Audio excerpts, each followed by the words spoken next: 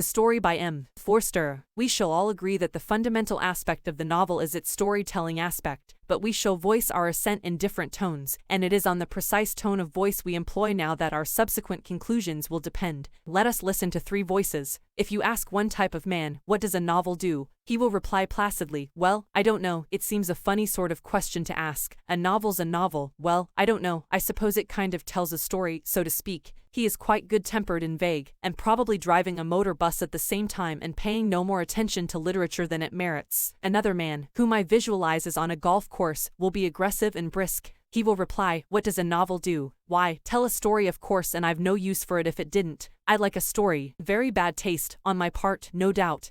But I like a story. You can take your art, you can take your literature, you can take your music, but give me a good story. And I like a story to be a story, mind, and my wife's the same. And a third man, he says in a sort of drooping regretful voice, yes, oh dear yes, the novel tells a story. I respect and admire the first speaker. I detest and fear the second. And the third is myself. Yes, oh dear yes, the novel tells a story. That is the fundamental aspect without which it could not exist. That is the highest factor common to all novels, and I wish that it was not so, that it could be something different, melody or perception of truth, not this low atavistic form. For, the more we look at the story, the more we disentangle it from the finer growths that it supports, the less shall we find to admire. It runs like a backbone, or may I say a tapeworm, for its beginning and end are arbitrary. It is immensely old, goes back to Neolithic times, perhaps to Paleolithic. Neanderthal man listened to stories, if one may judge by the shape of his skull. The primitive audience was an audience of shock heads, gaping round the campfire, fatigued with contending against the mammoth or the woolly rhinoceros, and only kept awake by suspense. What would happen next? The novelist droned on, and, as soon as the audience guessed what happened next, they either fell asleep or killed him. We can estimate the dangers incurred when we think of the career of Scheherazade in somewhat later times. Scheherazade avoided her fate because she knew how to wield the weapon of suspense, the only literary tool that has any effect on tyrants and savages. Great novelist though she was, exquisite in her descriptions, tolerant in her judgments, ingenious in her incidents, advanced in her morality, vivid in her delineations of character, expert in her knowledge of three Oriental capitals, it was yet on none of these gifts that she relied when trying to save her life from her intolerable husband.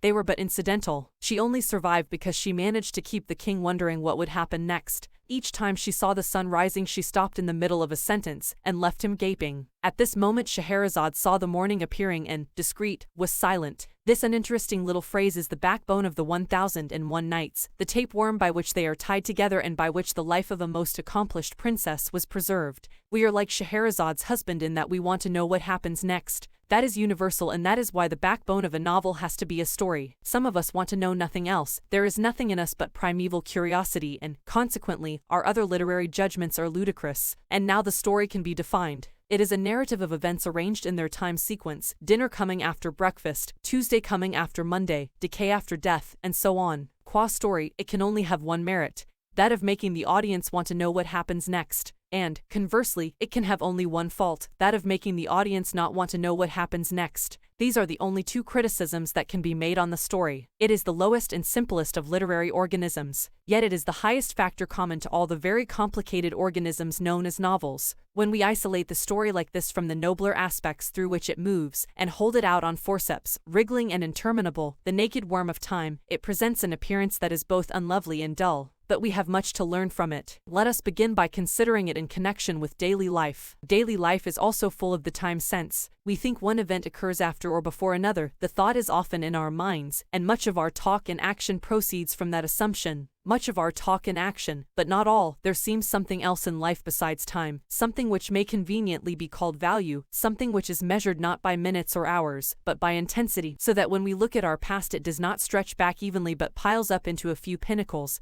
And when we look at the future it seems sometimes a wall, sometimes a cloud, sometimes a sun, but never a chronological chart. Neither memory nor anticipation is much interested in Father Time, and all dreamers, artists and lovers are partially delivered from his tyranny. He can kill them but he cannot secure their attention, and, at the very moment of doom when the clock collected in the tower its strength and struck, they may be looking the other way. So daily life, whatever it may be really, is practically composed of two lives, the life in time and the life by values, and our conduct reveals a double allegiance. I only saw her for 5 minutes, but it was worth it. There you have both allegiances in a single sentence. And what the story does is to narrate the life in time, And what the entire novel does, if it is a good novel, is to include the life by values as well, using devices hereafter to be examined. It also pays a double allegiance. But in it, the novel, the allegiance to time is imperative. No novel could be written without it. Whereas, in daily life, the allegiance may not be necessary, we do not know, and the experience of certain mystics suggests, indeed, that it is not necessary, and that we are quite mistaken in supposing that Monday is followed by Tuesday, or death by decay. It is always possible for you or me in daily life to deny that time exists,